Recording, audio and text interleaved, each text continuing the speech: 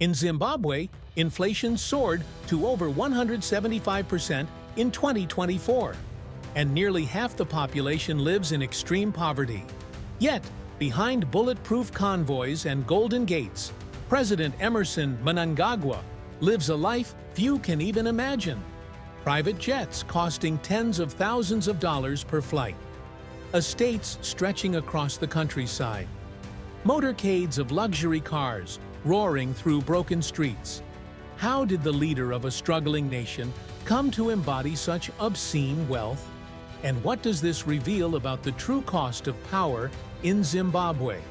Stick around, because the deeper you go, the more staggering it gets. In Zimbabwe, politics has never been a clean game. It's chess played in the dark, and survival means being the last one standing. Emmerson Mnangagwa, known as the crocodile, didn't just swim in these waters, he ruled them from the shadows for years. A close ally of Robert Mugabe during the Liberation War, and later his right-hand man Mnangagwa, was always patient, always calculating. When Mugabe's decades-long grip on power started slipping, Mnangagwa didn't hesitate. In 2017, after a dramatic fallout and a brief exile, he returned backed by the military to take the throne. Many Zimbabweans hoped this would mark a new era, a break from Mugabe's oppressive legacy. Instead, what followed was déjà vu with a new face. Sleek suits replaced Mugabe's print shirts, and sharp-tongued speeches turned into business-like sound bites.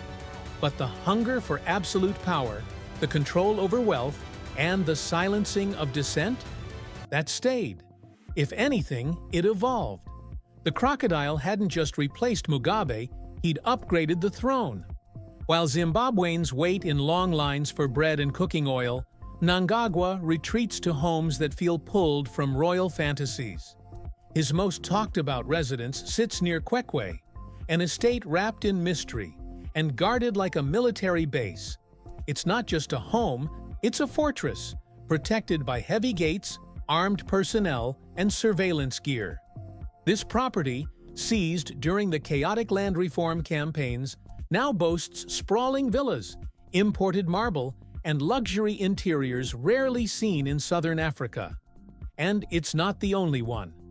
Reports suggest multiple properties spread across the country, each more guarded and opulent than the last.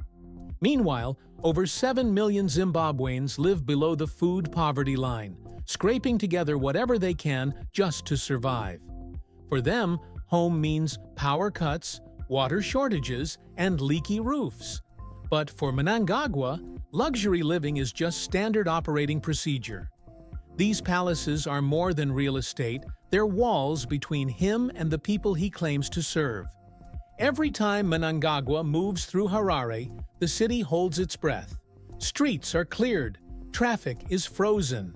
And then comes the flash-armored Mercedes-Benz S-Class limos, military-grade escort vehicles, and in some cases, a Maybach truck rumored to be outfitted with high-end counter-surveillance tech. These aren't just cars, they're statements. The convoy is often longer than a city block and is flanked by elite guards dressed in black, riding high-powered motorcycles. It's a spectacle of state-sponsored power, moving past crumbling sidewalks and boarded-up shops. While inflation pushes basic groceries out of reach, this parade of luxury metal storms passed like a mirage. The people watching from the roadside know exactly what it means. This is how the top lives, protected and padded, while everyone else is left behind. It's not just a motorcade, it's a visual reminder that Zimbabwe's elite have insulated themselves from the very country they govern. The extravagance of power in Zimbabwe doesn't stop at the gates of the palace, it soars above the clouds. When President Mnangagwa travels, it's not aboard Zimbabwe's struggling national airline or even a commercial carrier. He prefers private jets, sleek, state-of-the-art aircraft that can cost upwards of $20,000 an hour just to operate. Whether he's flying to diplomatic summits in China, Japan, or Europe, the travel style remains the same. Luxury first, transparency last. Some reports suggest that a single round trip can burn through hundreds of thousands of taxpayer dollars. And it's not just the cost, it's the symbolism.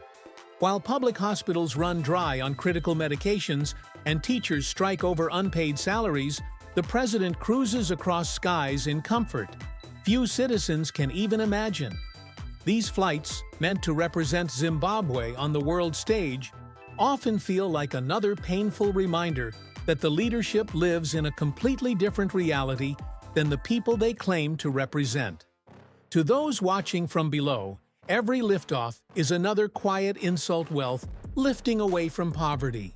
In Zimbabwe, proximity to power isn't just influence, it's currency. Mnangagwa's inner circle doesn't end at his cabinet table. It extends through bloodlines and marriages, carving out an exclusive network of untouchables. His son, Emmerson Jr., is no stranger to this world.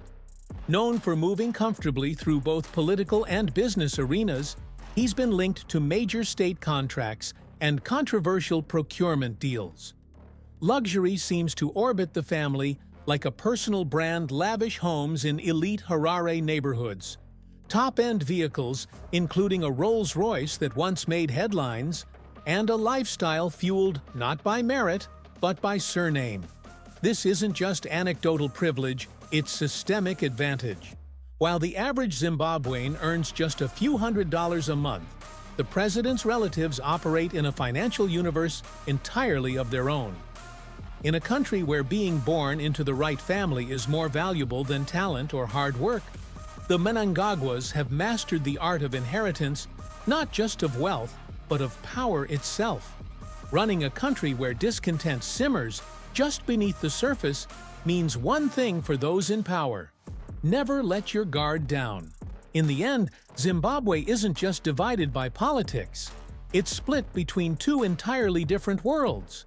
One where polished marble floors stretch out in endless mansions, and another where families sleep on cracked concrete. Mnangagwa's lifestyle is a flashing beacon of everything that has gone wrong, a living symbol of a system that rewards a few and abandons the many. Zimbabweans watch the presidential jets take off. The motorcades roar by. The guards snap to attention and wonder when, if ever, the tide will turn in their favor. Zimbabwe's story could have been one of redemption, a phoenix rising from the ashes of dictatorship. Instead, it's a cautionary tale of how power, when unchecked, feeds itself and forgets the hands that built it. Mnangagwa's luxury lifestyle isn't just an extravagance, it's a mirror reflecting the hard truths of modern Zimbabwe. So, what's next for a country caught between hope and heartbreak?